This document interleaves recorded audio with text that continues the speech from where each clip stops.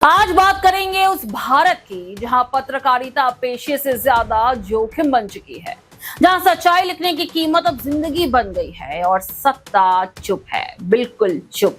उत्तर प्रदेश के प्रयागराज से आई है दिल दहला देने वाली खबर। पत्रकार लक्ष्मी नारायण सिंह उर्फ पप्पू सिंह की बेरहमी से हत्या कर दी गई। 54 साल के पप्पू सिंह जो न सिर्फ एक पत्रकार थे बल्कि हाईकोर्ट बार एसोसिएशन के पूर्व अध्यक्ष अशोक सिंह के भतीजे भी थे। गुरुवार शाम हर्ष होटल के पास उन पर चाकू से हमला किया गया। उन्हें स्वरूप रानी नेहरू अस्पताल ले जाया गया, जहां डॉक्टरों ने उन्हें मृत घोषित कर दिया। पुलिस का कहना है कि हत्या के पीछे पुराना विवाद था, लेकिन सवाल ये है, क्या सिर्फ विवाद था या सच लिखने की सजा मिली?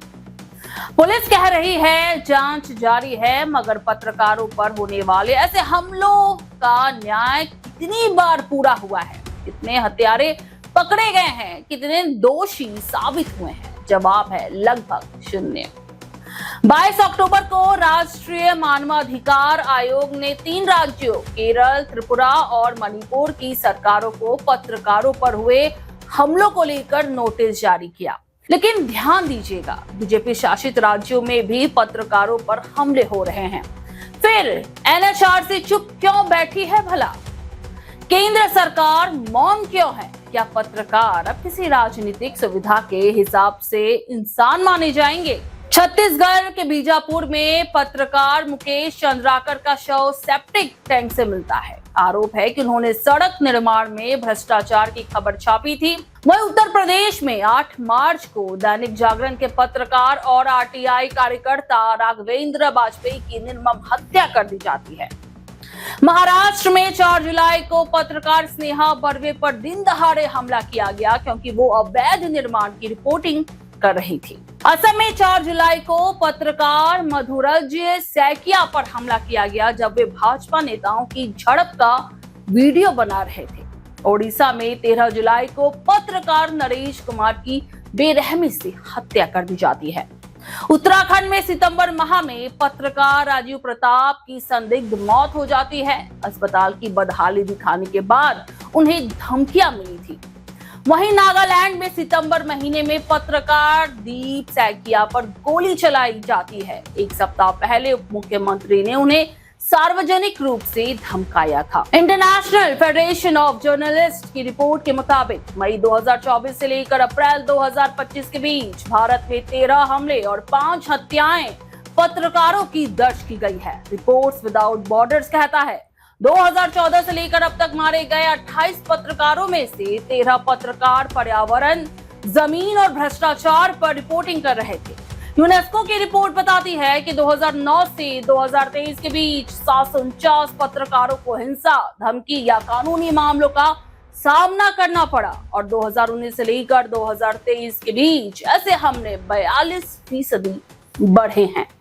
2009 में भारत का ग्लोबल प्रेस फ्रीडम इंडेक्स में स्थान था 105वां और अब 2025 में यह है 151वां। रिपोर्ट में साफ लिखा है 2014 में नरेंद्र मोदी के सत्ता में आने के बाद भारत की मीडिया एक अनौपचारिक आपातकाल में है, यानी बोलो तो गायब, लिखो तो मारे जाओ। उत्तर प्रदेश, असम, महाराष्ट्र, उत्तराखंड कई राज्य हैं जहां सत्ता बीजेपी की है।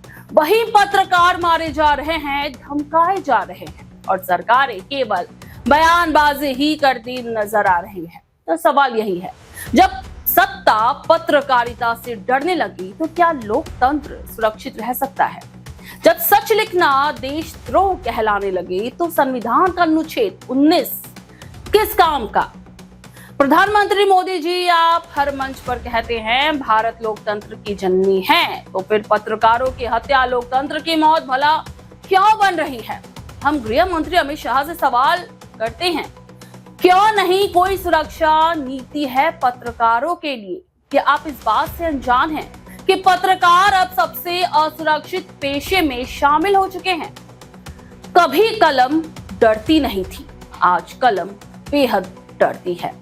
कभी पत्रकार सवाल पूछता था, आज वो सोचता है क्या ये सवाल आखिरी तो नहीं है। प्रयागराज से लेकर मणिपुर तक देश के नक्शे पर लहूलुहान है वो जगहें जहां सच्चाई बोली गई थी। सवाल सिर्फ एक है, क्या भारत में पत्रकारिता जिंदा रहेगी या फिर हर सच्ची आवाज देश विरोधी कहकर यूं ही दबा दी जाएगी। सुपर न्यूज 24 कोलकाता, हर कदम सच के साथ।